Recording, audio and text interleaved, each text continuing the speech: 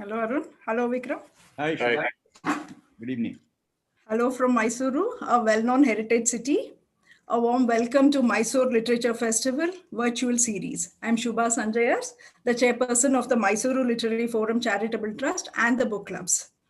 For those of you who are tuning in to our program for the first time, this virtual series is the digital platform for bringing in the live streaming of the interviews and the book talks and the discussions of the leading national and international authors.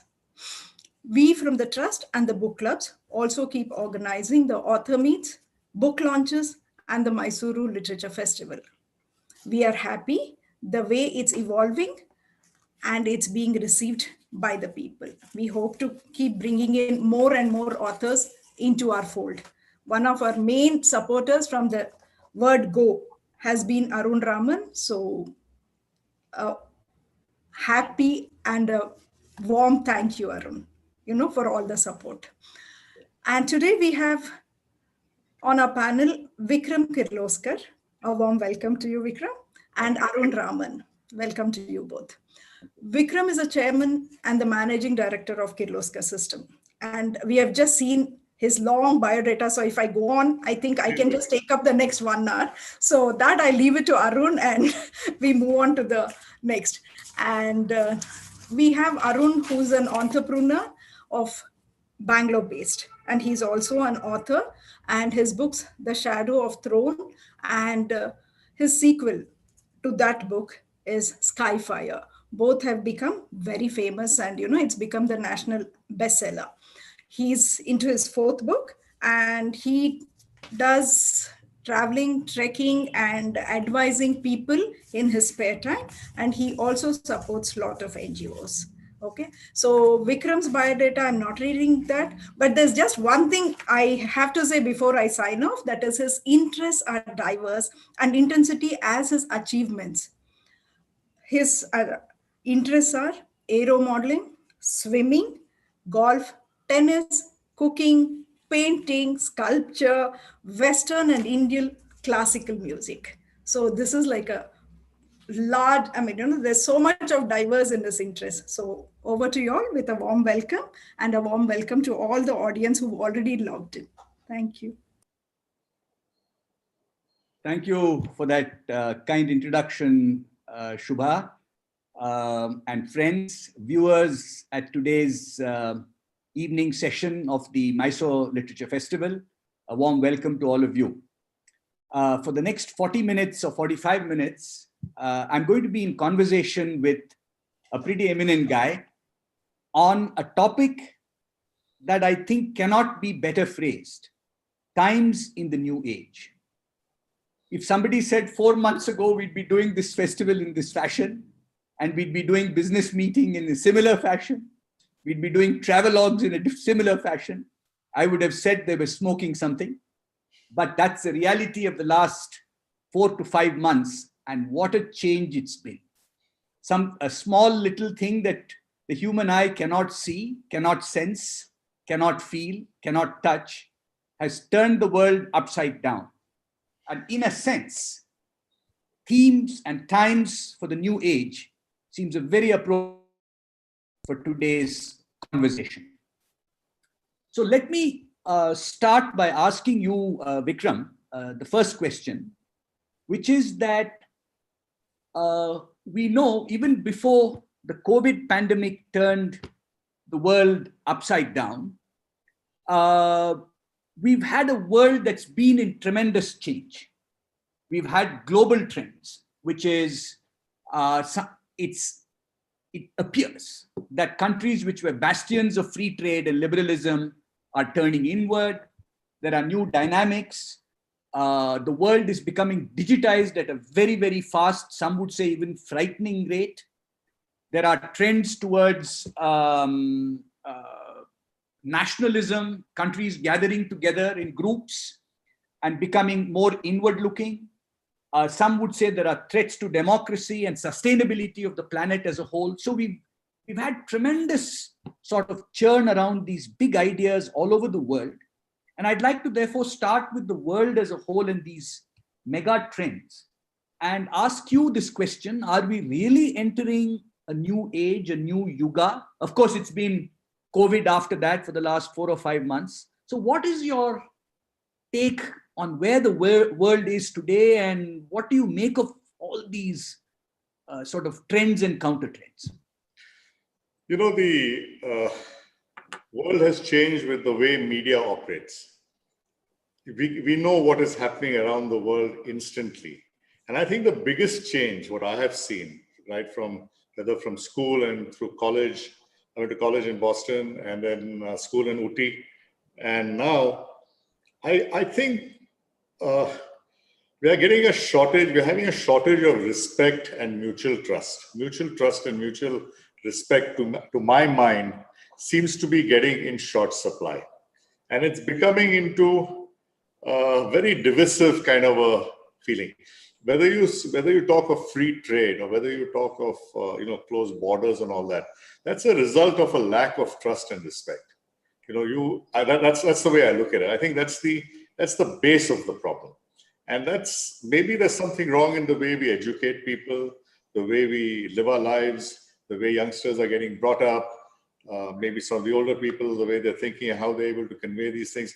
But I think until we get back to I don't know when we had this high mutual trust and respect, but without that, a lot of these issues are not going to get sorted out. That's my very basic holistic view of the whole situation. And whether you look at it in India as well, I mean, I think it's a similar sort of a situation. When we see all the issues that happened over the last couple of years, I think it's a little bit of lack of mutual trust and respect. So where has that come from? I mean, where do you think why has it suddenly sprouted in the last few years? I don't know if it's over the last few years or it's something which is a build-up over the years. I think at some point, people talked of liberalism and, everyone was liberal, people assimilated, free trade opened up, and you saw the benefits of free trade all over the world. Even in India, when India opened up and we saw the benefit of free trade, the economy grew, There were a lot of things available in India which never were before. People were traveling. All that you saw, and suddenly there's like a feeling, protect me.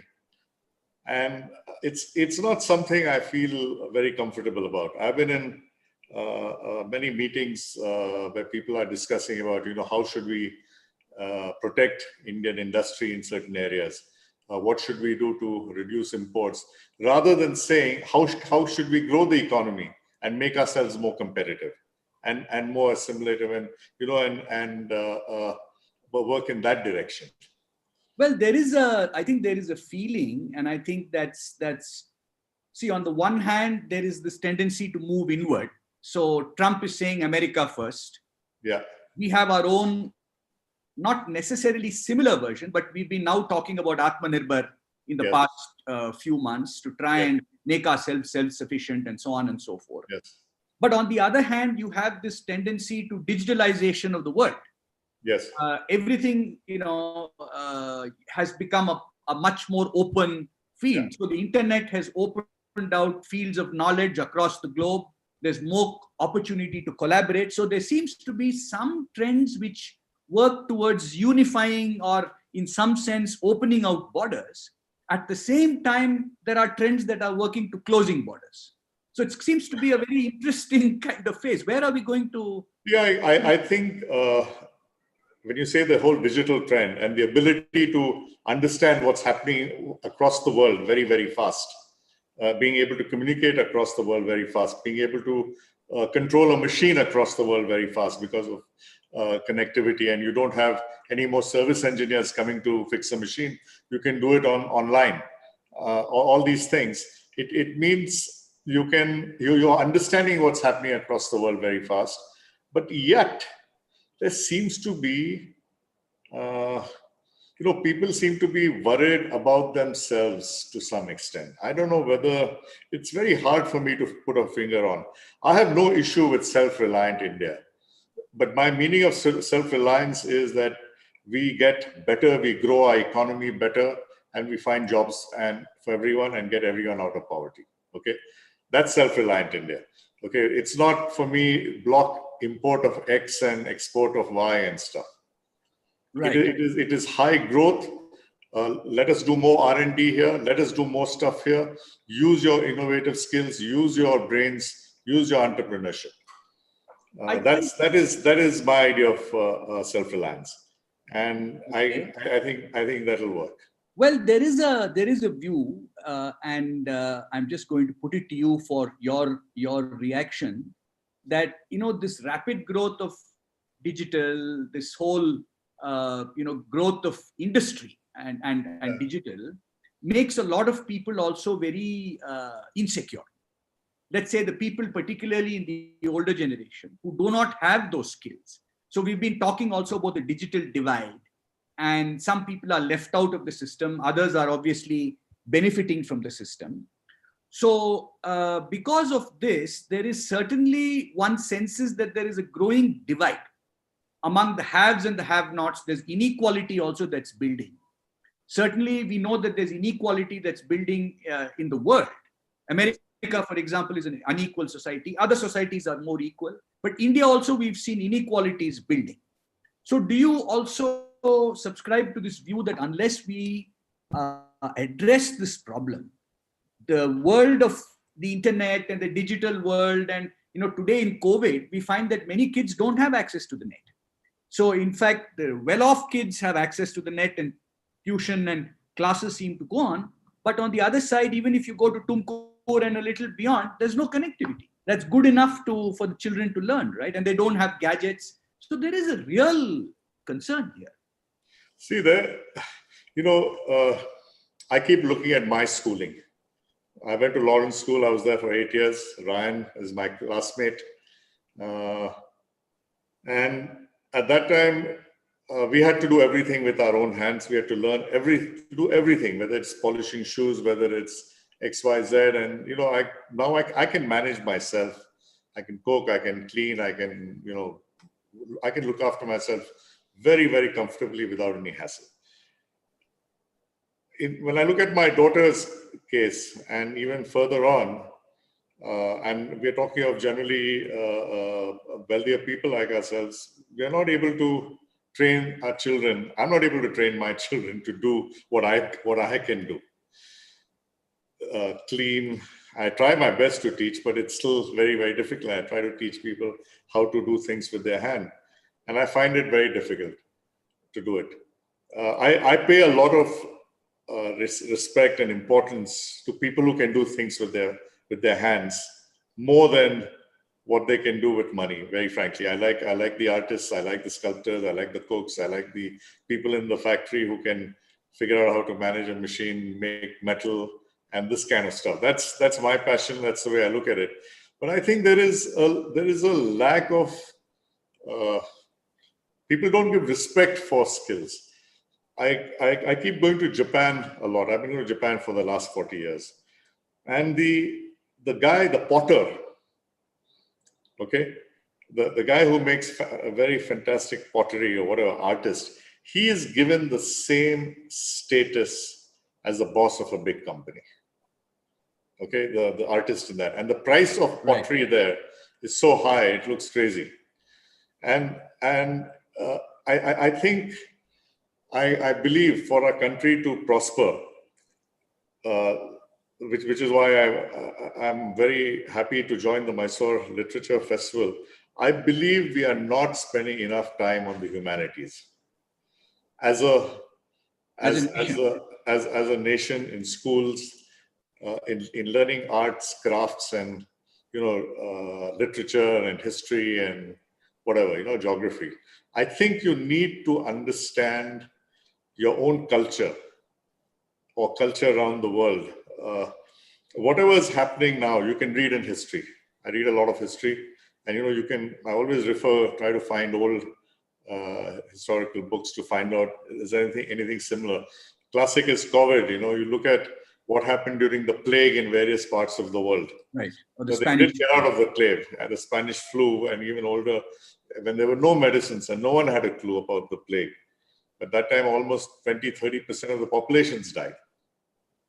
But they still did manage to go through. The Italian Renaissance was right in the middle of a plague. Right. There are, I guess,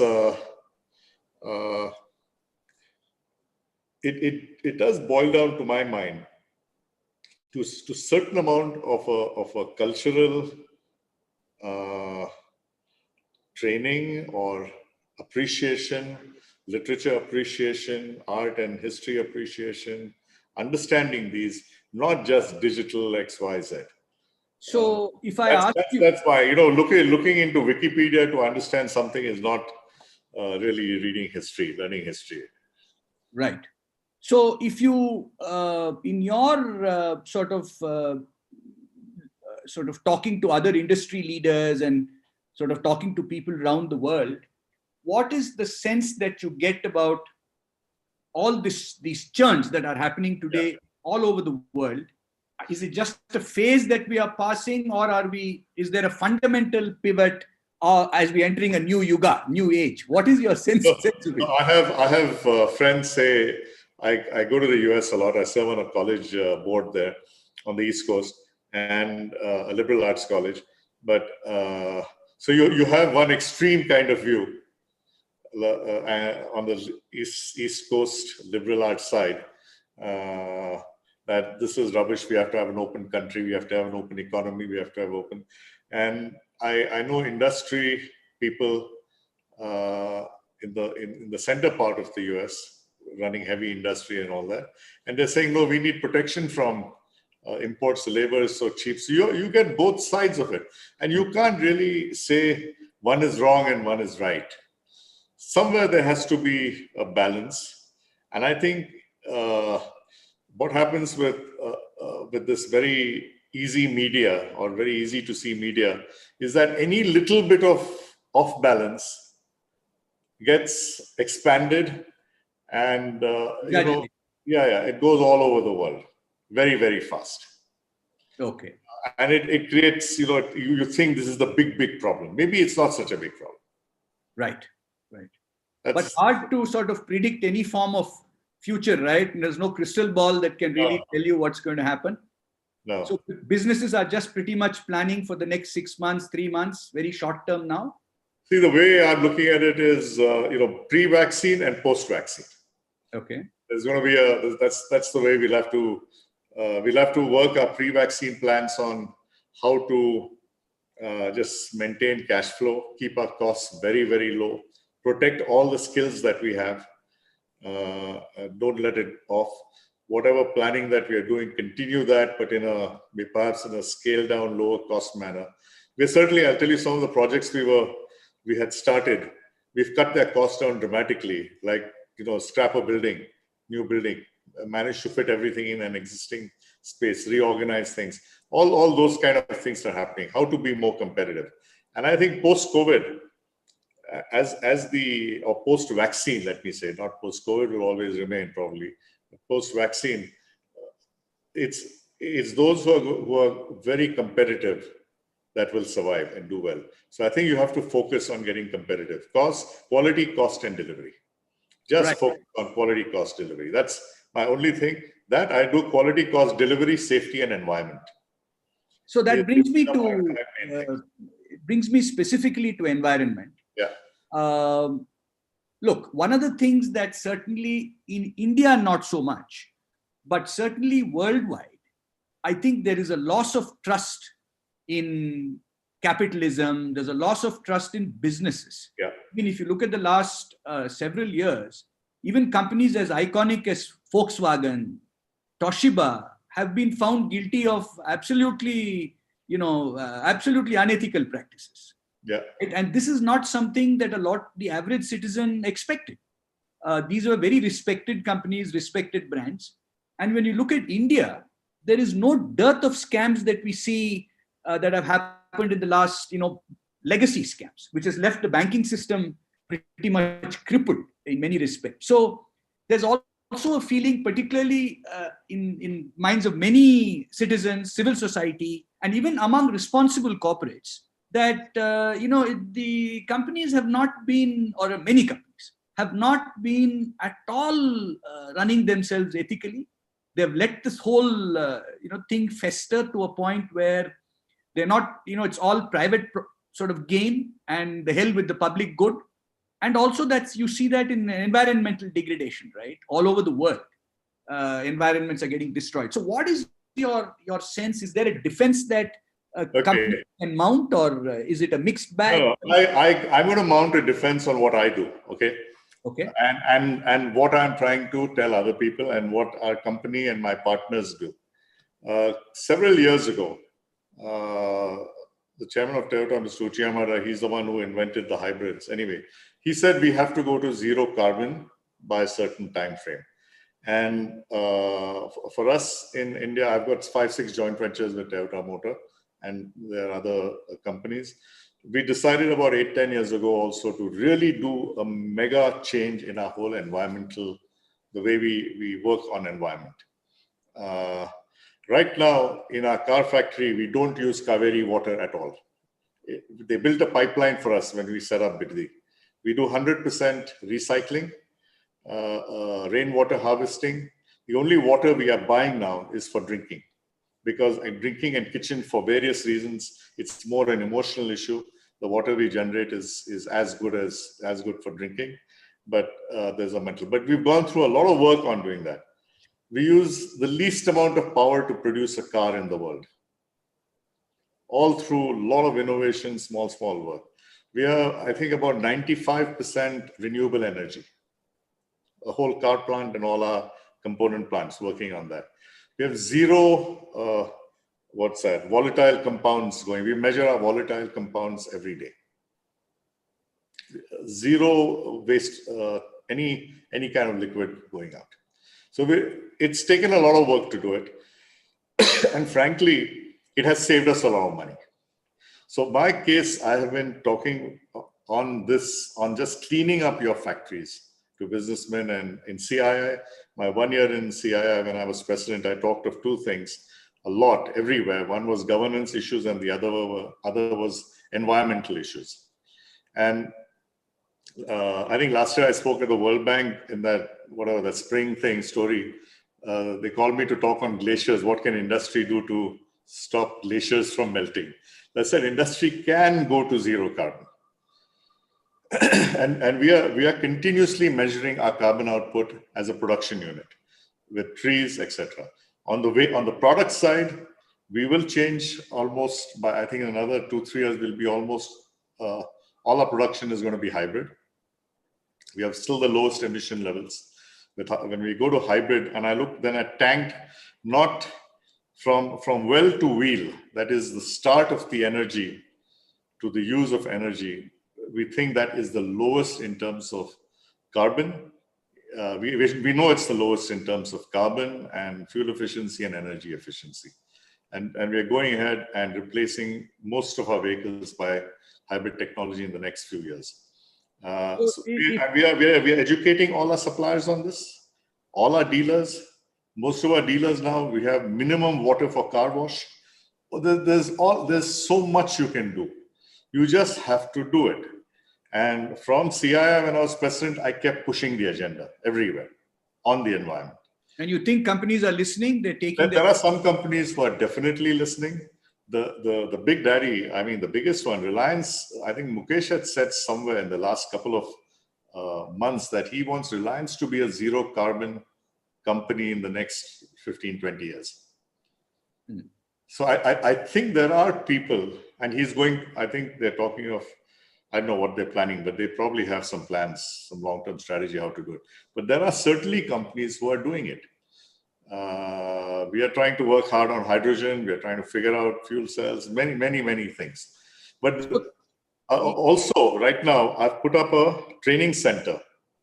It's about 11 acres of, we call it a biodiversity center with all kinds of trees, different, it's a full center, and we bring in students there. Now with COVID, it's been a little bit of a challenge, but we get about 30 students every day there from various schools, where we would teach them about the cycle, the closed economy, recyclable economy, and teach them what is the environment. I think we've got about 25 or 30,000 children. We've taught them on the environment till now. So I'm going to just segue a little from that, Vikram, into this whole question of you're saying now companies are looking at green. In terms of industry regulation, we know that the world is, there is a serious thinking about the electric car, right?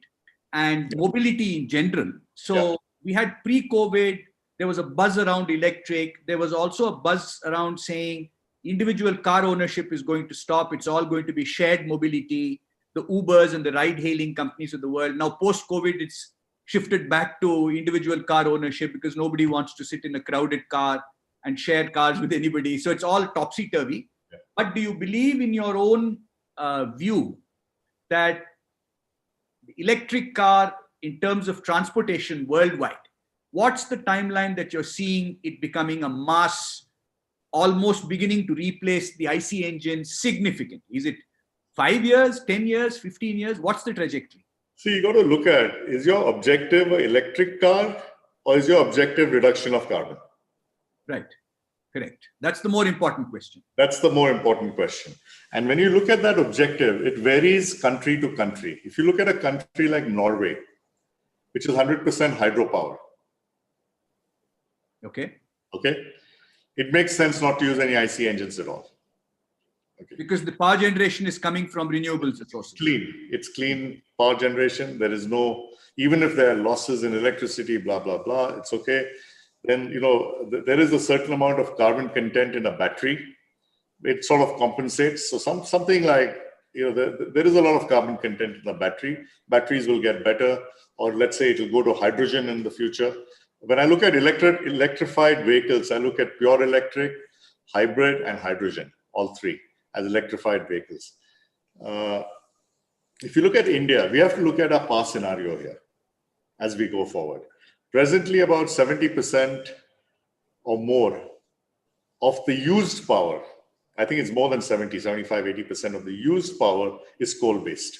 Right. Okay. And the rest is hydro, renewables, whatever. So, and as you go ahead, all the projections I have seen for the next 20, 30 years, the coal content in our power equation is not going to change much. Because of the increase in solar and renewables, we'll be able to maintain this. Otherwise, coal would have gone up higher. So coal will remain very important for India. At least for the next 20, 30 years, 20 years at least. It's going to be a major part of the whole equation. So if I look at a situation from a well-to-wheel basis, that is the source of the energy to the use of the energy. So when you look at an electric vehicle in India, you have to take into account the coal, the carbon dioxide and monoxide produced by coal power plants, transmission losses, etc., before you charge. Right. So it's going to take some time before we get to a clean electric. And currently, the numbers what we have is a hybrid vehicle is significantly lower in overall carbon footprint compared to an electric vehicle, pure electric vehicle in India. Is it? Yes, okay. Significantly lower. All the now you can go to. You don't have to ask me. You go to Indian Institute of Science. There, you go to anywhere. There's enough research on that, which will show that, and enough actual numbers. Toyota produces more than 2 or 3 million hybrids a year, electrified vehicles a year. Okay. And it's going to go almost all to electrified vehicles in the near future, electrified or hydrogen or whatever. Right. We have the numbers very clearly. So you have to look at the whole picture. Yes. If you're in France and you're you're almost all nuclear. Yes. It makes sense. Okay. Germany is going to a different situation. They've stopped all the nuclear. That's a different equation there. There's a different equation going on. They're buying nuclear power from Poland and blah, blah, blah. But within Germany, they're talking of stopping. Okay. Japan is going towards a full hydrogen economy. China is talking about the same.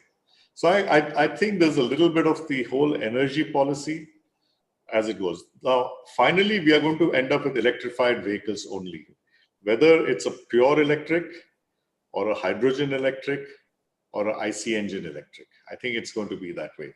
But the baseline mode of the vehicle will be electric driven. Okay. So that's how the world is now anyway, looks like inevitably moving. Yeah. So I want to, Vikram, just take you now to India specifically, not in this context, but in another context. I think there is a lot of anxiety now across all sections of population on the economic and political direction of the country. Yeah. There are pro-factions, there are, of course, anti-factions, and there's a whole bulk of people who sit somewhere in the middle, pro-certain things and anti-certain things. But generally, the feeling one has is that if you look at when the NDA came to power in 2014, it had already, the Indian economy was, for the previous UPA 2 had not done very well. It was sort of still coasting maybe at about 6%, 6.5%, but the earlier high rates of growth had dropped. But the new government came in with a fairly benign macroeconomic situation, low oil prices, low inflation, and it looked like there was a lot of hope that there would be reform of the type of the 1991 Narasimha Rao type of Big Bang reforms, debureaucratization, a lot of other sort of moves were expected. But when you now look from 2014 to 2020, there is a feeling that we have not made use of the opportunities that could have been made use of. And therefore, I think at some level, there is a sense of disappointment and a sense of drift as far as the Indian economy is concerned. And of course, even when we came into COVID, we came in a somewhat weak situation, and COVID has dealt us a further body blow.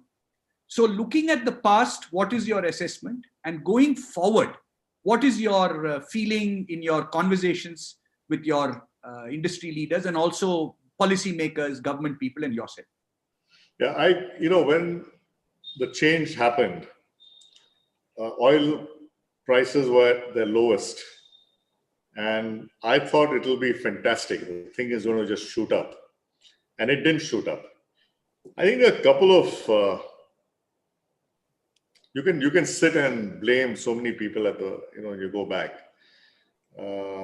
Certainly a huge amount of NPA. I think the like the ILFS situation. I think the kind of lot of NPA mismanagement scams that were going on, and which started coming out. They were hidden for a long time, and they started coming out. I think that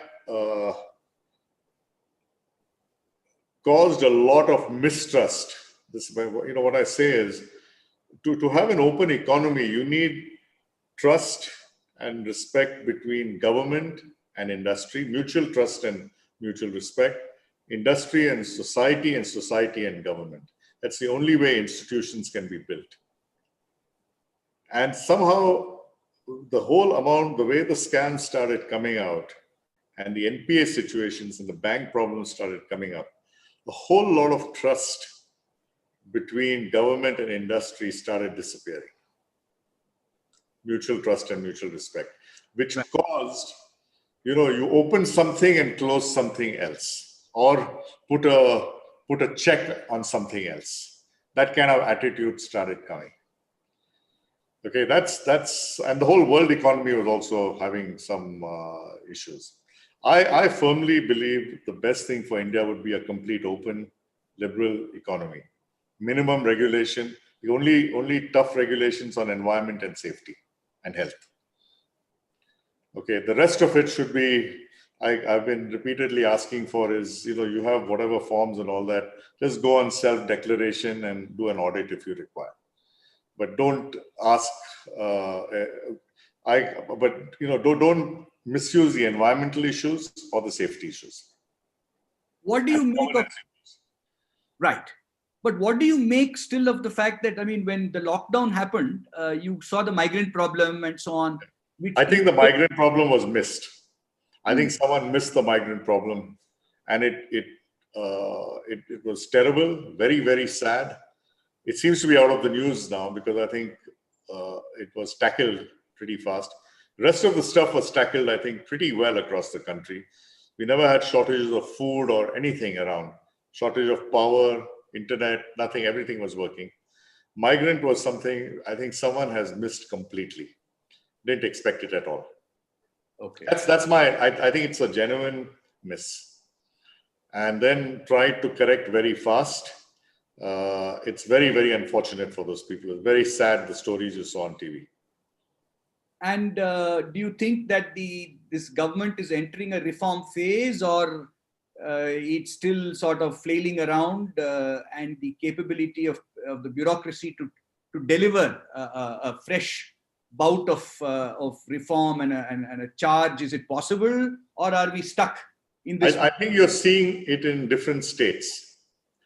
Each state is trying to push a little harder. I see in Karnataka, they're trying to do a few more pretty extensive reforms, labor reforms, land reforms.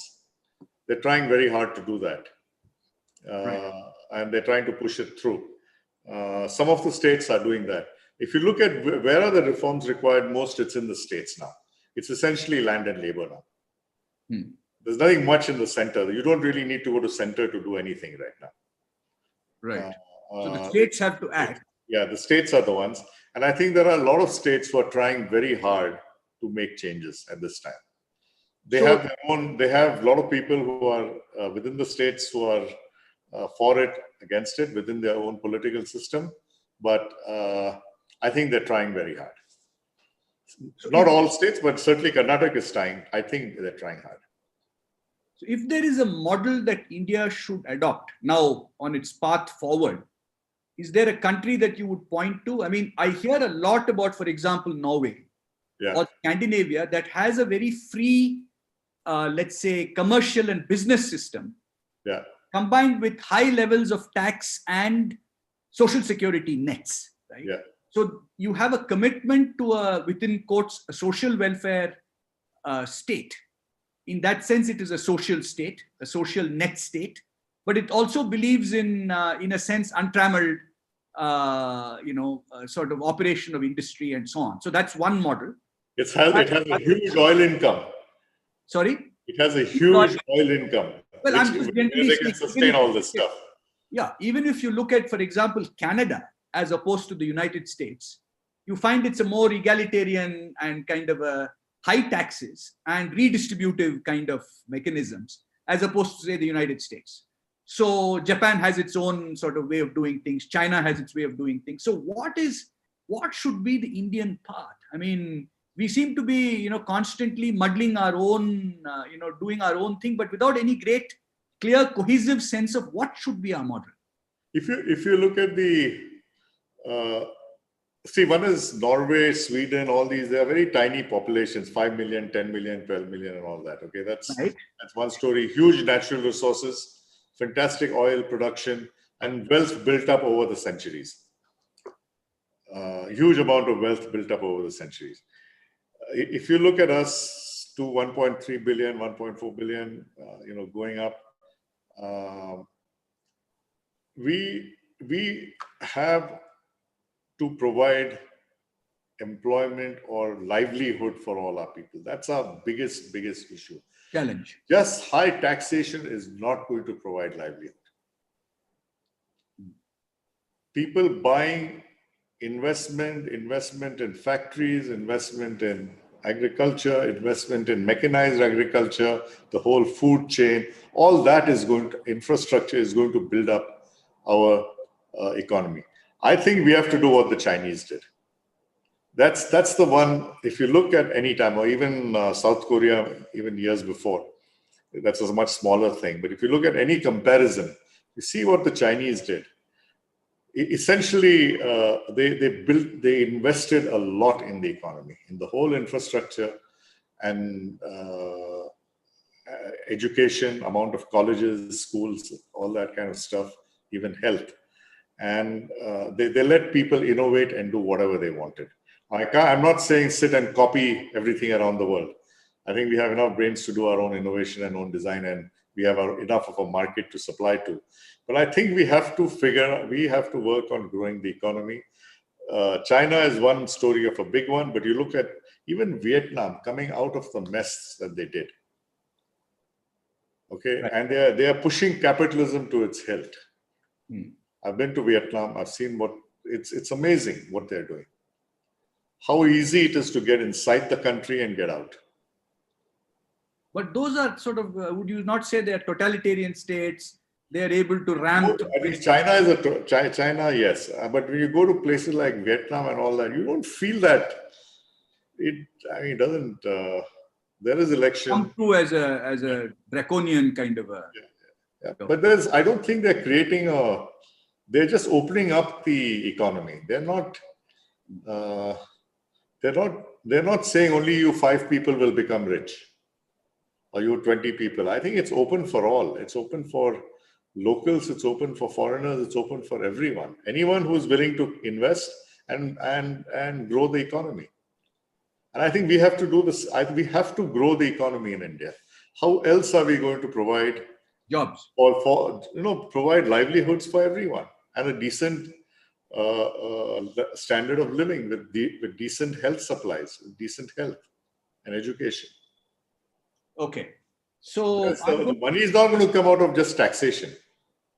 It's going to come out of economic growth. So you'll have to have a balance between taxation and economic growth and investment. Right. And what with there is, I mean, certainly in India, if that's the case, if you have to unleash, let's say, the creative energies of people towards economic growth and so on and so forth, I think there must be a certain, how do you put it? You cannot go after everybody with a big stick and that sort of thing. I think you need to remove an atmosphere of fear and allow people to compete. And as long as the business is being run honestly, I think it should be. Is what you're saying, is what I'm hearing. The only way we can grow is mutual trust and respect between government and industry. We as industry have to follow the laws. Okay. We have to follow governance. We cannot have second issues on governance.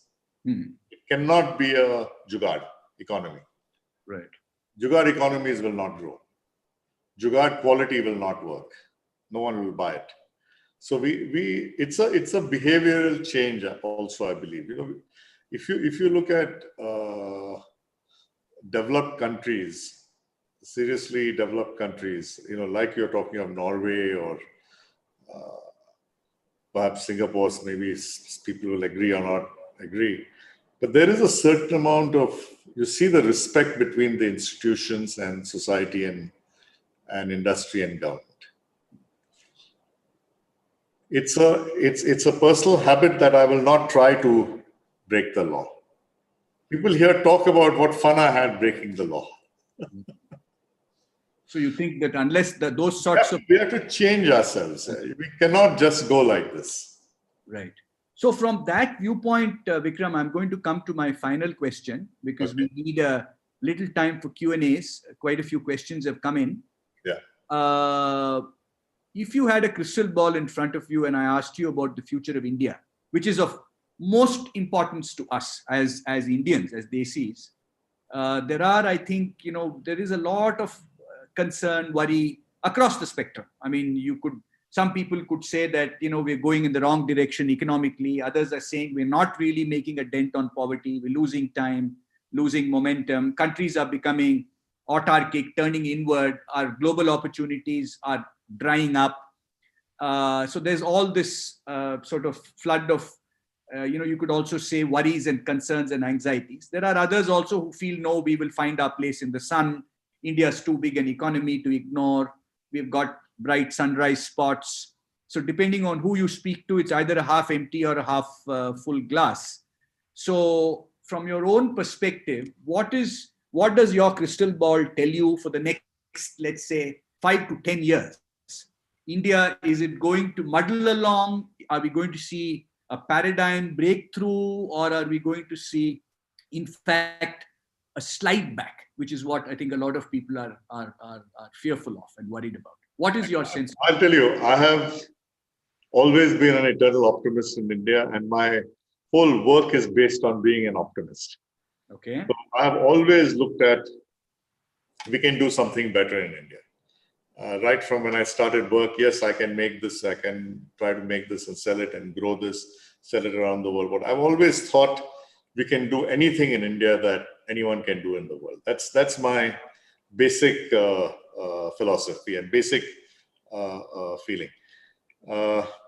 If I look at, I think India will grow. Maybe we feel we are muddling around. But in the way our systems and our democratic systems, our court systems work, it's always going to feel that we're going to be muddling up. Just the way, because everyone can question, rightly so, any decision of the government or anyone's decision, which is fine. I appreciate it. I respect it. And that's the way you have to convince everyone, build a consensus and go ahead. It's going to take time. But I think we are building a stronger economy and stronger stronger businesses also. Probably a stronger society as we go along. That's what we have to work for.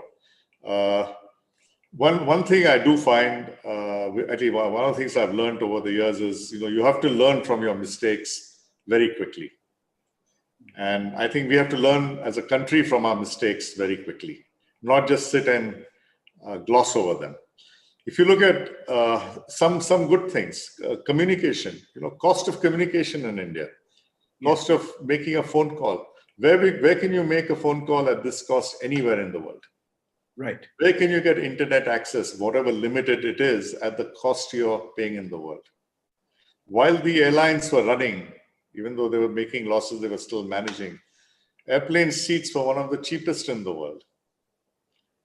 It hasn't come out of nothing. You've got some of the best airports in the world. You never imagined 20 years ago you'd have something like Bangalore Airport or Bombay or even Delhi, the way they are running, that size and that kind of a quality. So from what I hear you saying, there will be bright spots and there may be dark spots. So the bright spot has to spread. We have to learn from the bright spots. And you are optimistic that will happen. We have to learn. We have no choice. Yeah. We have to take a positive attitude and say, someone does something well, look at what he's doing and you also try to do well. Right. That's the attitude I think one should take. not sit and crib all the time. Right. You think, I'll leave you with the last sort of aside, that is this India-China economic relationship seems very fraught right now. Yeah. There's a lot of dependence from India's side on China. Yeah. We have a huge trade deficit with them. But I think the government is trying its best now to try and sort of de-link to some extent or the other, at least for the medium term. Do you think that will happen and it represents an opportunity for India? See, the way I looked at it was, in my mind, national security is number one priority. Okay, if there's an issue with national security and that kind of behavior at the border, I told our people, find out whatever little bit we have, 1 or 2% coming from China, to stop it, and in the 6 months, stop all of it. Okay, that's purely my personal feeling on national security. Right. Hopefully, those security issues will get sorted out.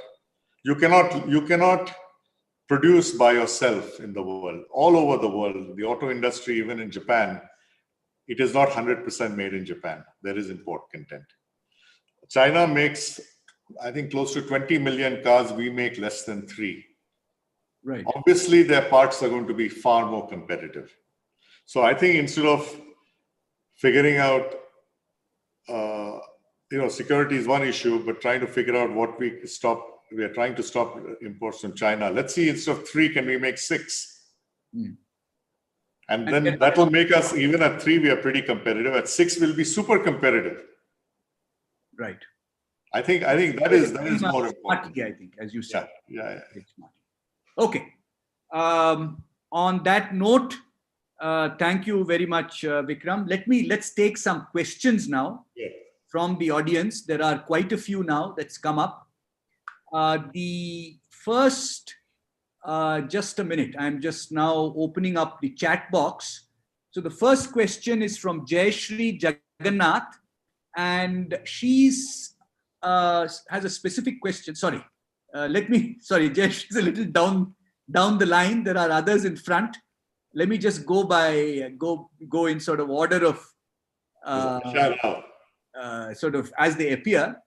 Mudit Jain from Bombay. Better governance can be democratic, but India is not democratic. I'm not very sure what. I don't know if I agree with that. Yeah. It's not too clear what the question is, but Mudit, we'll come back to you if you have a specific question. CK Sabarishan from one of our colleagues from CII Mysore. How do we restructure the economic metrics to scale the inclusivity index, which India seems to be lagging behind? I think the point that Sabarishan is making is we're not building this inclusivity into our GDP or economic progress indicators. It's a hard one. I'm not an economist. As an individual, as a company, and whatever else we relate to, like, for example, the institutions we are related with, like CII, we try our best to be as inclusive as possible. Okay, that's all I try to do. How the economic matrices are lined up for inclusivity, I really don't know. I don't know who does it. Is it correct? But my normal thing is, if my factory is in area X, what is the composition of people in that area X? Let's try to get our factory in the same kind of ratio. Right. And ensure That's the sort of the general guideline I try to put in. Although I hate asking someone, I don't want to ask someone or know even what is their background. I'm least interested. Okay. But that's all I can say.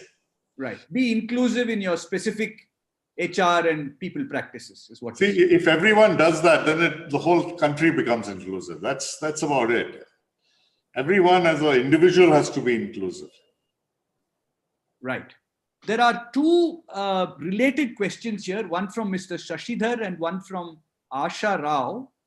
One is saying that, something you've already said, as Sir M. Vishweshwaraya advocated, do you think the education system needs to have more hands-on training? And I think that's something that you dealt with in the context of our conversation. And Asha says, what do you think needs to be done to get rid of the Jugaad chromosome, which is very much a part of the Indian DNA? Everything is sort of fly by seat of the pants. Fly by wire, yeah. Fly by night, not fly by wire. Fly by wire as there was. Correct, correct. See, I was lucky. I got a lot of hands-on training. I've worked in factories since I was lucky to being from an industrial family, and all my holidays I used to be in a factory colony living. All my aeromodeling work, I would go into the pattern shop of a foundry and use all the machines there. So I figured out how to use a lot of stuff. So there was a lot of practical training I was lucky with. Lawrence School had some work. At MIT, where I went to school, I did a lot of work in the labs, machining, melting metal and things like that. So you got a lot of training. How do you get... So I certainly believe, like what Sir MV was advocating, you need that training. Without skill training, along with an education, you can't get the best out. You need both. You need the skill training and the education to get the best out. Certainly. And well, how do you get rid of the Jugaad chromosome? I think you have to learn in your education system right from beginning. You need to understand the rigor of education. I think that's where very often we tend to miss. So you have to start at the school level itself, right? As an attitude. I think it's a rigor of education.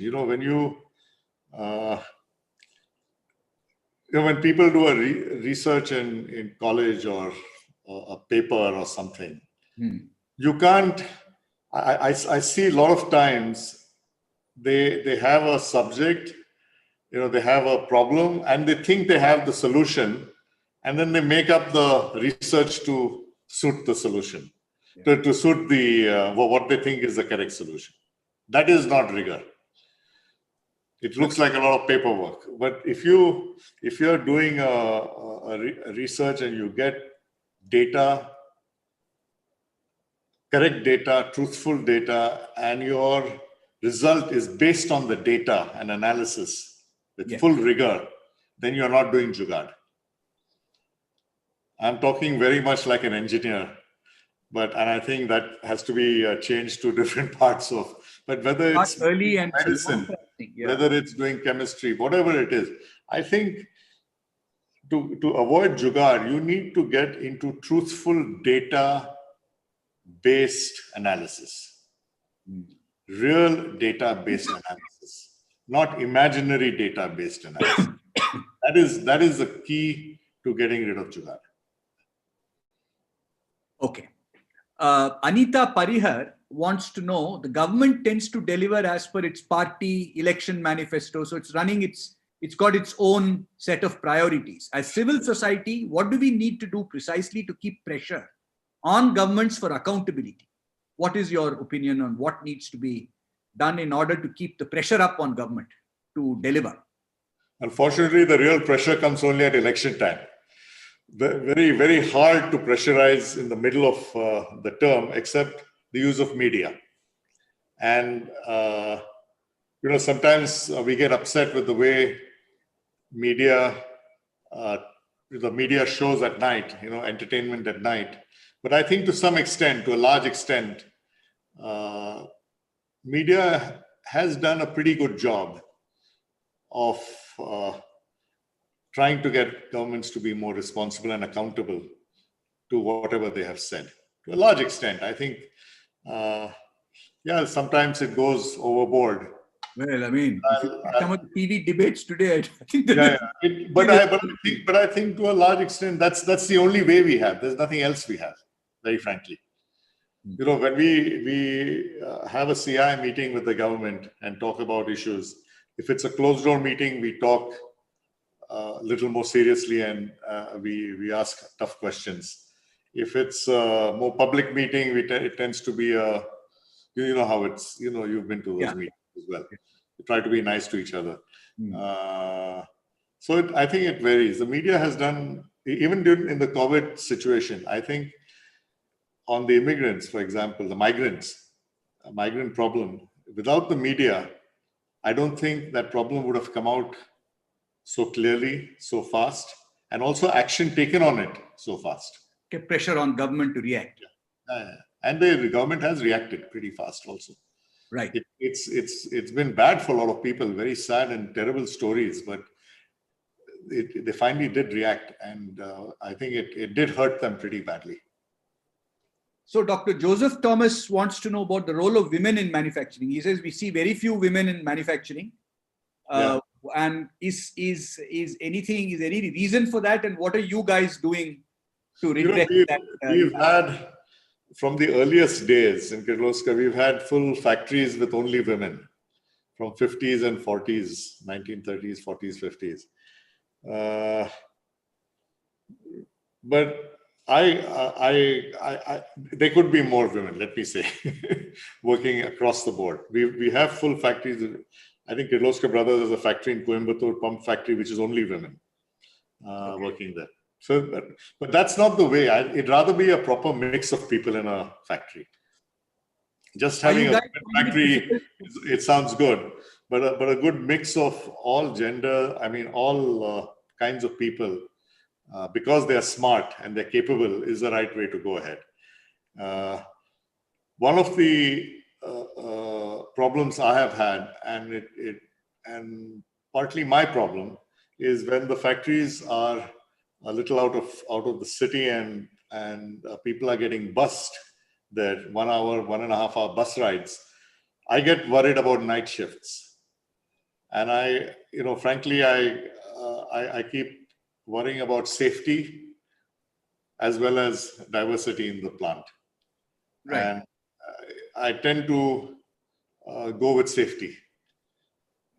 That might mean that you have more women in the admin side rather than on the shop floor. Yes. Especially where we are busing people for 1 hour, right. 1.5 hours. Yes. And, leaving at 5:30 in the morning, sometimes in the middle of the night, 12 o'clock at night. Because we have to look after their safety as well. You can do the best you can, but sometimes we do have women working late at night, but it does get, personally, it bothers me. The safety part bothers me still. Okay. Dr. Prasad from Vidyavartika College of Engineering, what is the future of technical education after COVID-19? We have to do, technical education, all education is a must. Each person has an aptitude, some people aptitude for science, higher learning, but I think technical education is a must. Rigorous technical education is a must. We run a technical school in Biddi. It's a boarding school, I think for 3 years, a technical boarding school, but besides just the technical work, we teach English, Kannada, and Japanese, fluent Japanese they learn.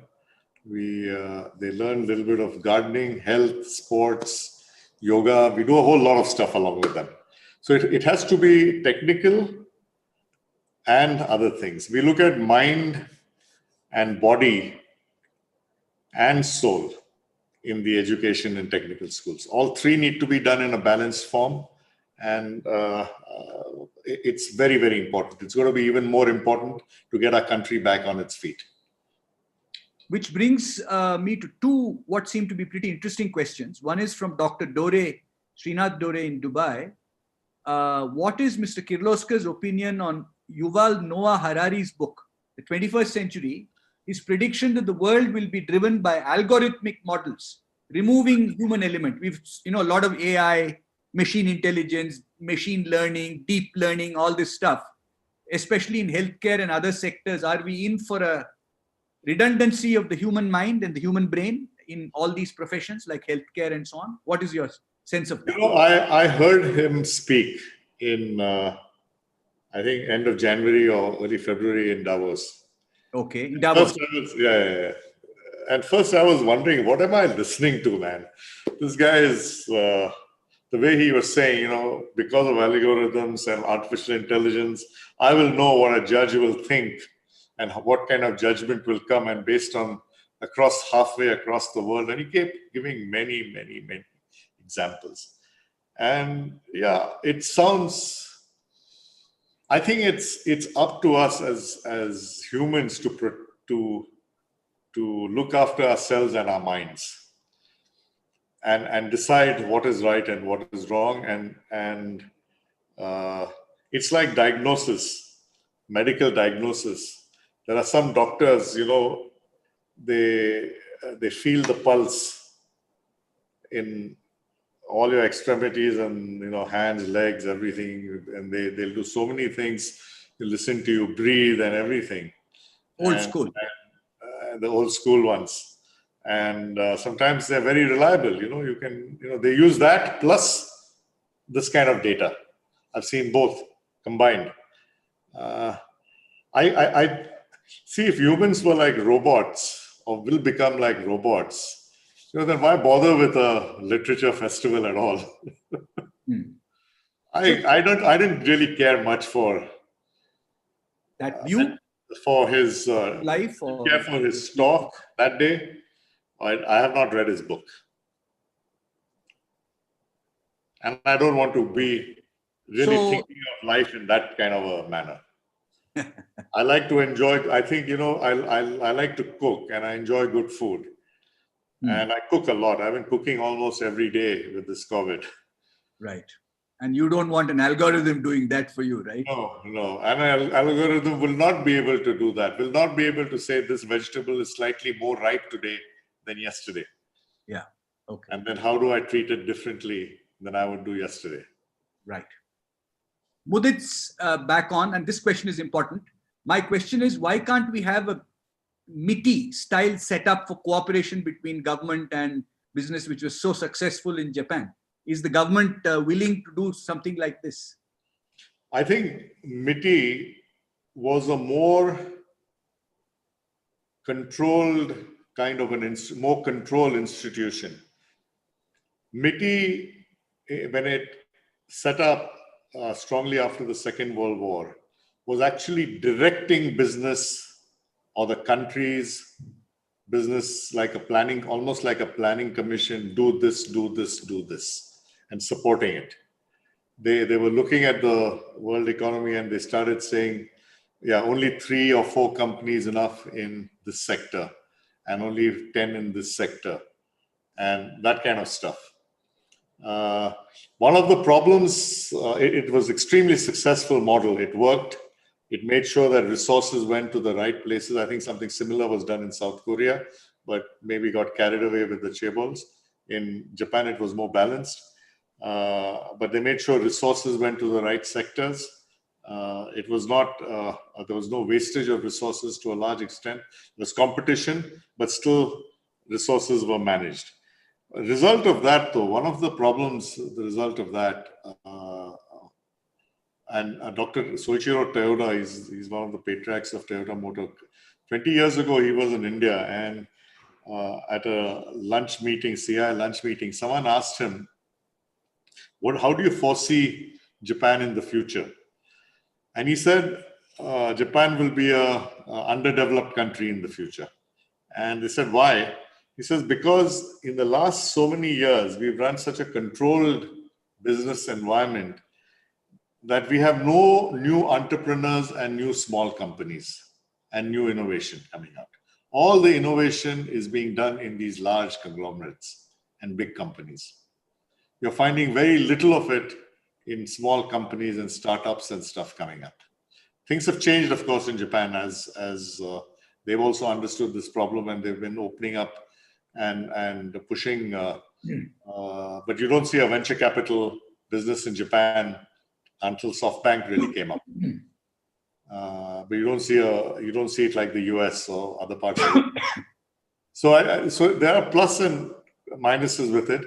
I do believe in India, a MITI-style cooperation between government and industry will work very well.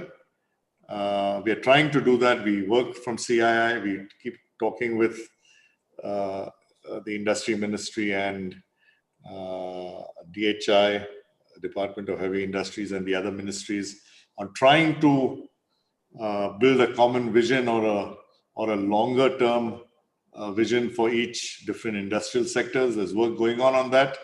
but it's not so formal as MITI, which is unfortunate. So for us, it depends on which minister is in power. If the minister is interested in it, he doesn't. You get a new guy who's not interested in it, it doesn't happen. MITI is a formalized way which continuously worked very, very well. I think it'll be good for India. Right. So I'm afraid we are pushing into pretty much almost the last question. And there are quite a few questions still. So maybe we'll feed them to you later and you can send us an email reply for a few of them, which are important.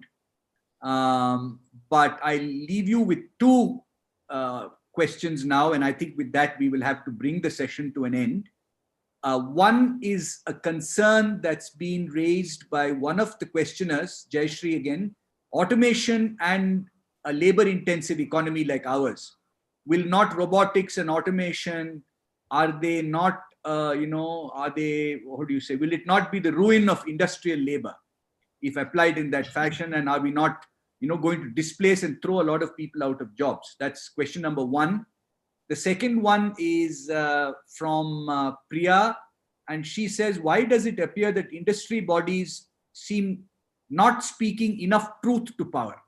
That seems to be today being carried maybe by the burden of media and civil society activists and so on. What is your view on this matter? So the second question, just repeat.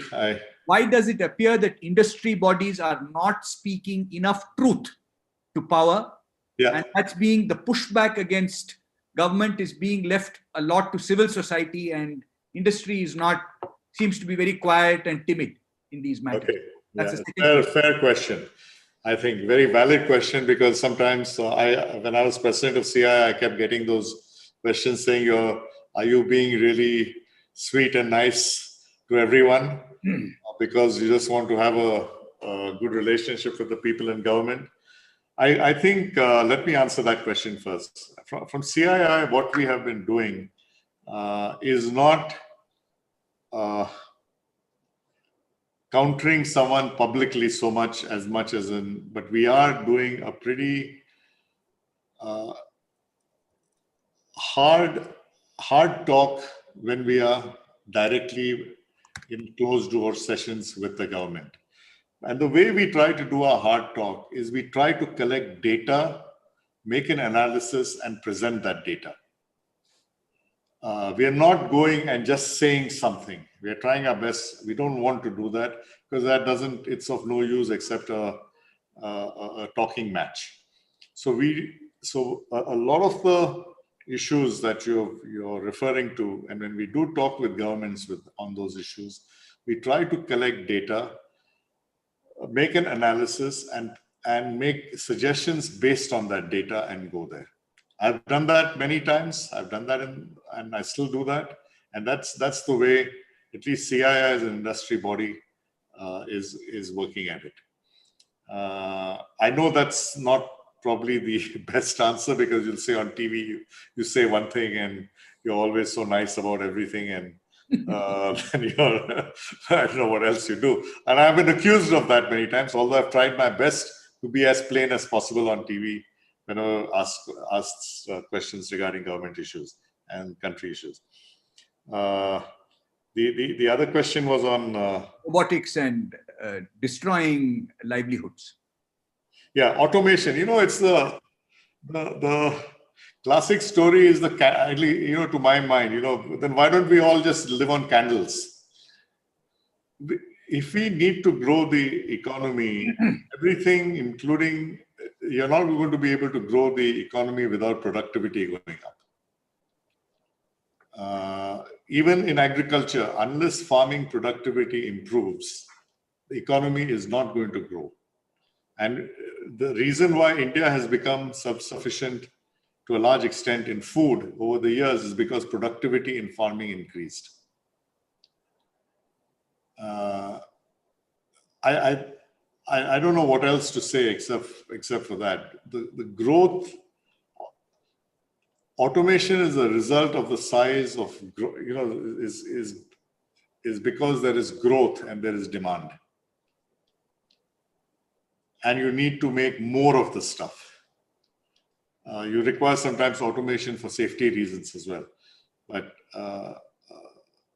it's like, why use a computer? Why are you still not writing? So you don't think it lead to mass unemployment? No, not at all. I think it's you get employment in higher tech stuff. Typically, if you automate, you're looking at doubling and tripling. We've been automating all our lives. We have never reduced people anywhere because the whole output has just gone up. Right. Okay. Safety has improved. Actually, safety, both tends to be safety improvement as well as thing.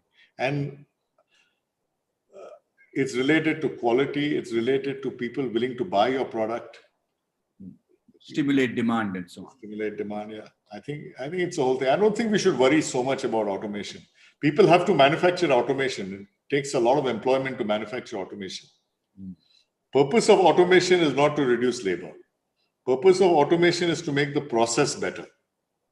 Right. And typically to maintain automation, you require higher skilled and higher paid people to keep an automatic operation running or automated operation running.